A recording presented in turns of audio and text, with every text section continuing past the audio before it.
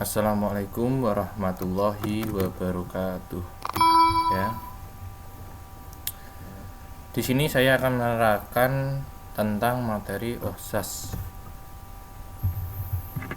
18001 ya, 18001.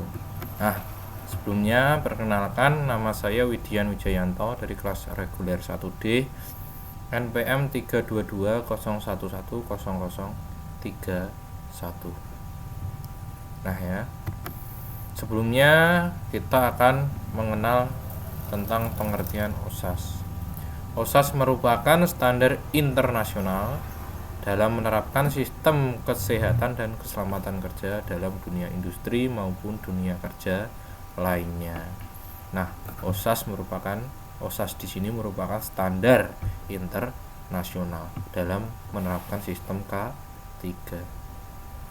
Nah, tujuan OSAS itu menciptakan keamanan bagi para pekerja dari bahaya yang terjadi akibat kerja, baik kecelakaan maupun hal yang membuat luka secara tiba-tiba. Jadi tujuan OSAS itu menciptakan keamanan bagi para pekerja. Jadi pekerja itu bisa nyaman dan terhindar dari bahaya akibat kerja.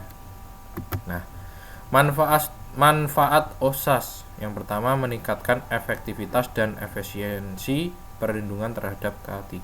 Nah, di sini manfaat OSAS itu meningkatkan efektivitas. Jadi secara efektif dan efisien terhadap perlindungan K3.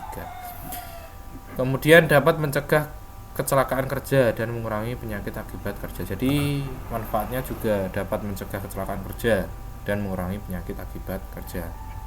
Yang ketiga, dapat mengurangi biaya produksi dan meningkatkan pendapatan. Jadi biaya produksi itu bisa berkurang, nah, ya, dan meningkatkan pendapatan. Jadi pendapatan semakin tinggi. Itu. Nah, komponen OSAS itu sangat mengutamakan keselamatan di tempat kerja, itu pasti ya, sangat mengutamakan komponen OSAS itu. Yang kedua, memeriksa dan mengkoreksi pada sistem kesehatan keselamatan kerja yang dilakukan agar berjalan dengan baik. Jadi memeriksa dan mengkoreksi. Jadi nggak cuma memeriksa tapi juga mengkoreksi sistem keselamatan kerja ya. Yang ketiga, merancang beberapa langkah ke depan yang harus dijalankan untuk menerapkannya. Jadi merancang beberapa langkah ke depan yang harus dijalankan untuk menerapkannya. Itu pasti. Nah, standar dalam proses penerapan manajemen K3 itu ada 3, tahap identifikasi awal, tahap persiapan dan implementasi, yang terakhir tahap penilaian kerja. Nah, tahap-tahap di sini memiliki isi. Yang pertama, tahap identifikasi awal itu mencakup evaluasi proses sistem tersebut di organisasi sebelumnya. Jadi sistem itu dievaluasi dan di organisasi sebelumnya ya. Yang kedua, pemeriksaan terhadap prosedur yang ada. Jadi pemeriksaan terhadap prosedur yang ada, jadi diperiksa ya, berikut dokumen ya.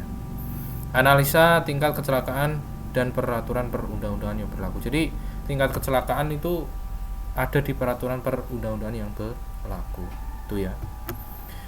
Kemudian tahap persiapan dan implementasi. Nah, ini diisinya pengendalian operasi yang menjadi titik tolak prosedur, proses peraturan, tujuan dan target dari pelaksanaan kesehatan dan keselamatan kerja, panduan sistem kesehatan dan keselamatan kerja. Jadi tahap persiapan pasti memiliki panduan kesehatan dan keselamatan kerja, serta pasti didokumentasi, itu pasti ya.